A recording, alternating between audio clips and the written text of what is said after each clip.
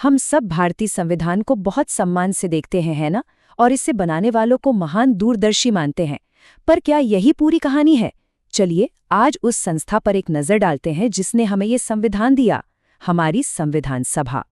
देखिए, हम संविधान सभा के काम की बहुत इज्जत करते हैं, लेकिन ये जानना भी तो जरूरी है कि जिस वक्त वो काम कर रही थी उस पर कई गंभीर सवाल उठाए गए थे।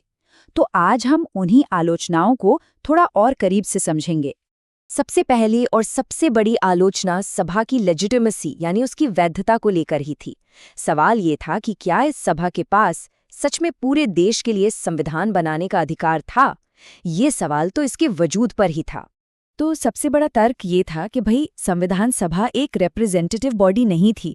मतलब आलोचकों का कहना था कि इसके सदस्यों को भारत के सभी लोगों ने सीधे वोट देकर नहीं चुना था, जिसे हम आज यूनिवर्सल एडल्ट सफरेज कहते हैं, वो उस चुनाव में था ही नहीं।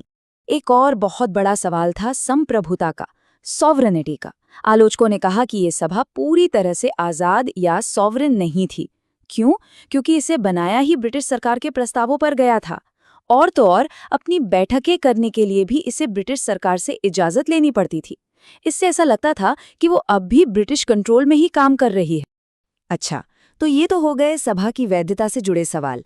इसके अलावा संविधान बनाने का जो पूरा प्रोसेस था उसकी भी काफ़ी आलोचना हुई, खासकर इसमें जो वक्त लगा उसे लेकर। जरा इस फर्क पर गौर कीजिए। भारत का संविधान बनाने में लगभग 3 साल लग गए। 3 साल। वहीं दूसरी तरफ अमेरिका ने अपना संविधान सिर्फ 4 महीने में तैयार कर लिया था।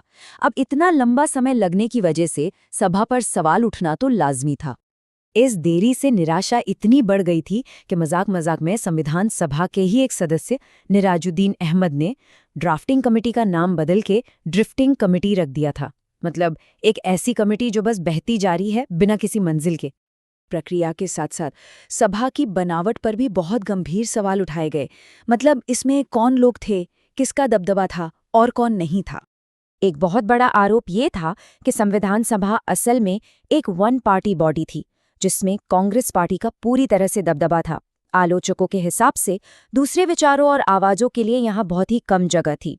ब्रिटिश संविधान विशेषज्ञ ग्रैनविले ऑस्टिन ने इस बात को एक बहुत ही मशहूर लाइन में कह दिया था, सभा ही कांग्रेस है और कांग्रेस ही भारत है।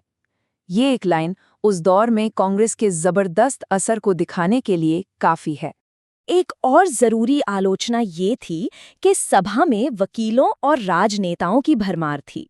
अब आलोचकों को इससे ये दिक्कत थी कि समाज के जो दूसरे अहम वर्ग थे, जैसे कि किसान, मजदूर, व्यापारी, उनकी आवाज को उतना प्रतिनिधित्व नहीं मिल पाया। माना जाता है कि वकीलों और नेताओं के इस दबदबे के 2 बड़े नतीजे निकले। पहला तो यही कि समाज के कई वर्गों का प्रतिनिधित्व कमजोर रह गया, और दूसरा, कई लोगों का मानना है कि इतने सारे वकीलों के होने की वजह से ही हमारा संविधान इतना विशाल और कानूनी भाषा में इतना जटिल बन गया। सभा की बनावट को लेकर एक और विवादास्पद आलोचना थी, जो उसकी धार्मिक संरचना के बारे में थी। कुछ आलोचकों, खासकर ब्रिटिश कमेंटेटर्स का तर्क था कि इसमें मुख्य रूप से एक ही धार्मिक समुदाय यानी हिंदुओं का वर्चस्व था। इस नजरिए को उस वक्त के कुछ बड़े ब्रिटिश चेहरों ने भी आवाज दी थी, जैसे लॉर्ड विस्काउंट ने इसे हिंदुओं की सभा कह दिया। वहीं ब्रिटेन के पूर्व प्रधानमंत्री विंस्टन चर्चिल ने भी टिप्पणी की कि ये सभा भारत के केवल एक बड़े समुदाय का ही प्रतिनिधित्व करती है। खैर, ये टिप्पणियां उस समय के ब्रिटिश नजरिए और भारत के बंटवारे के माहौल को भी दिखाती हैं। तो ये थी कुछ बड़ी आलोचनाएं जो संविधान सभा की वैधता, उसकी प्रक्रिया और उसकी बनावट पर सवाल उठाती थी। ये बातें हमें दिखाती हैं कि भारत के संविधान का जन्म किसी एक मत माहौल में नहीं हुआ था, बल्कि इसके पीछे गहरी बहस से और असहमतियां भी थीं। तो सवाल ये उठता है कि आज इन पुरानी आलोचनाओं को जानना क्यों जरूरी है? ये हमारे संविधान की ताकत और उसकी सीमाओं के बारे में हमारी समझ को कैसे बेहतर बना सकती हैं?